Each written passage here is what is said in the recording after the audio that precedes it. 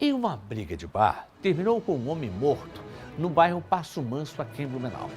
Essa reportagem é do assassinato, do homicídio que aconteceu nesse bar, localizado aqui em Blumenau. Bem, inclusive, na entrada lá da Matias Bornhofen, portanto.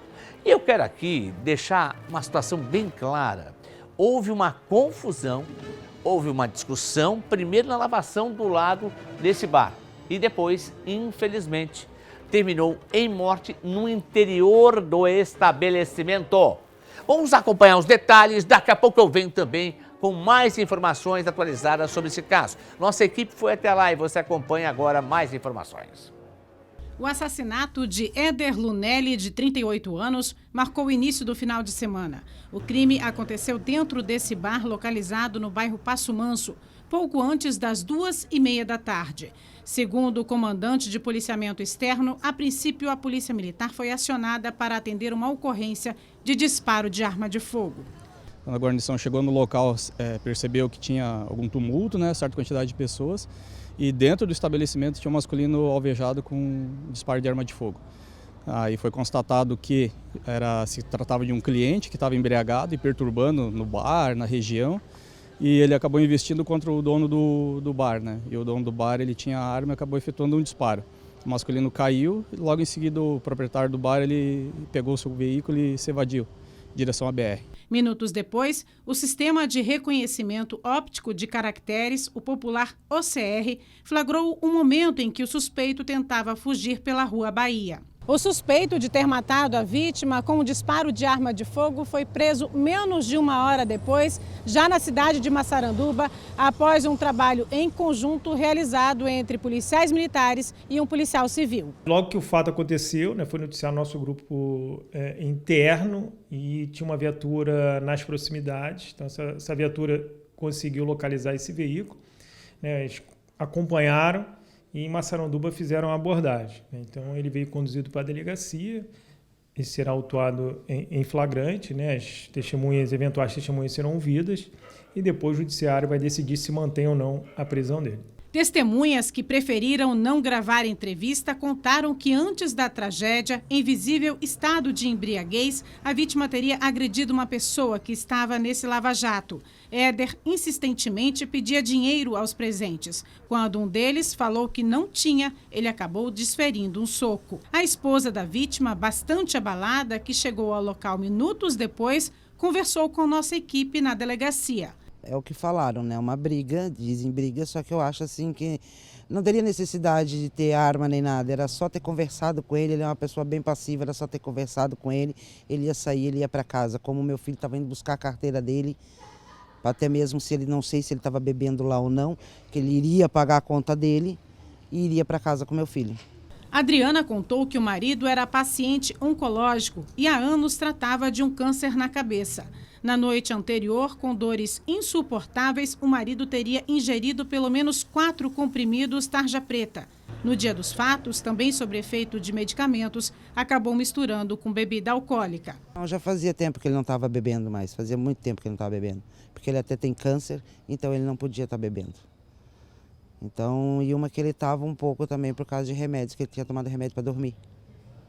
Então, digamos assim, mas só que bêbado, eu digo assim, que se tivessem conversado com ele e pedido para ele ir embora, nem que dissesse, depois tu desce e paga a conta, garanto que ele tinha feito isso. Com o suspeito, os policiais da Divisão de Investigação Criminal apreenderam uma pistola 9mm, 3 carregadores e munições. A arma é registrada. De fato, ele tem um registro, A posse dessa arma, ele falou que ele poderia ter tanto no estabelecimento comercial quanto em casa. Isso não restou demonstrado, O que a gente vai trabalhar agora é para saber realmente se ele, se vai ser possível, na análise desse procedimento, se ele agiu, em legítima defesa. Ele alega que sim, que a vítima tentou agredir, na verdade teria agredido a sua companheira, depois partiu para cima dele. Ele até falou para que não se aproximasse, que ele iria efetuar um disparo. Ele pegou essa arma, ele ia efetuar um disparo, mas a vítima acabou não partindo para cima e foi quando ele efetuou o disparo e depois se evadiu. Éder Lunelli era arrumador de carga, natural de Presidente Getúlio. Era casado há quase 18 anos e deixou 2 filhos, um de 9 e outro de 16 anos. Ele e a família moravam no bairro onde ele foi assassinado. Segundo a Polícia Civil, contra ele existiam apenas 4 termos circunstanciados, 3 por ameaça e 1 por lesão corporal. Bom, eu estou recebendo, já vou conversar com o advogado de defesa do autor do disparo. A família disse na reportagem, se tivesse conversado com ele, não teria confusão, ele teria ido embora. A viúva falou. A viúva disse, olha, ele é um cara do bem, não tinha confusão com ele. Mas tinha uma situação que ele tomava remédios fortes e que, inclusive, estava com câncer. E aí perdeu a noção. Disse que estava totalmente fora, essa é a realidade, totalmente fora, descontrolado.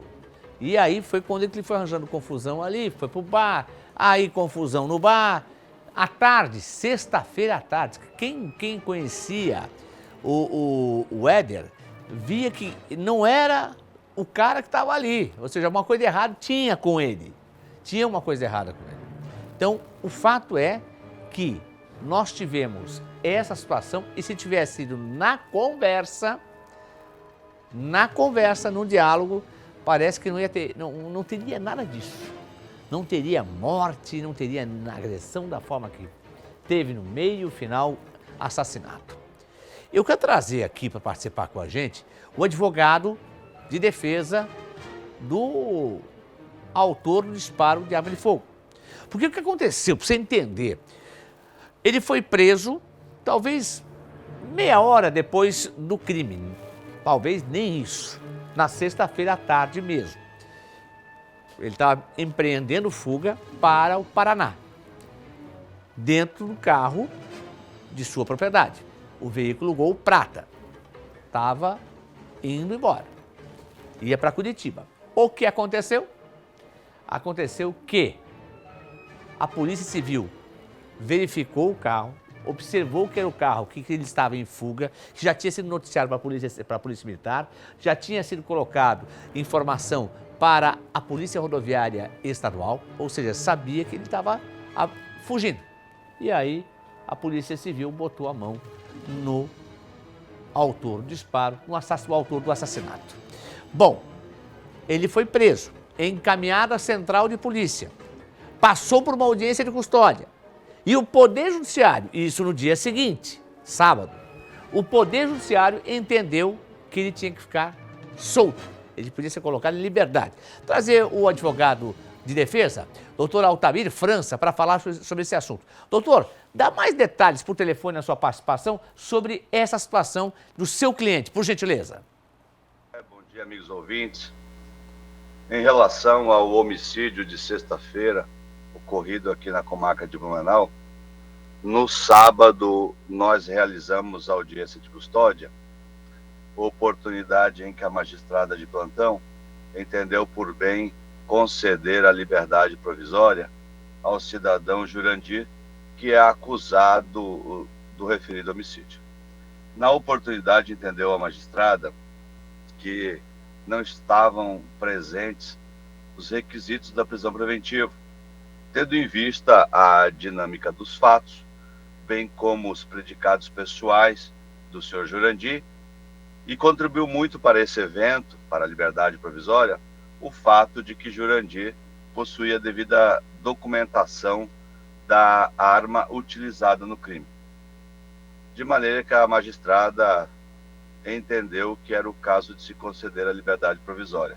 Sendo assim, o cidadão vai responder pelo crime de homicídio, onde será apurado se ele agiu ou não de fato em legítima defesa, tendo em vista que essa é a informação preliminar. E ele terá, então, a oportunidade, conforme permite a lei, de responder ao processo em liberdade. Bom, tá aí, obrigado pela participação, advogado de defesa do autor do disparo de arma de fogo, que acabou na morte desta pessoa, portanto, residente, vizinho ali, era conhecido da região. Alguns, quando ouviram daquela forma, não acreditavam. A vítima. E aí depois todo o resultado que acabou em morte, infelizmente, na última sexta-feira aqui em Blumenau. Vamos lá. Puxar a arma e tirar a vida do próximo, ninguém tem direito. Ninguém tem direito. E nesse caso, se o cara estava surtado, chama a polícia, chama, enfim, quem for necessário para atender a ocorrência. Mas não se pega uma arma, uma pistola e atira contra a pessoa. Não dá para aceitar tal situação.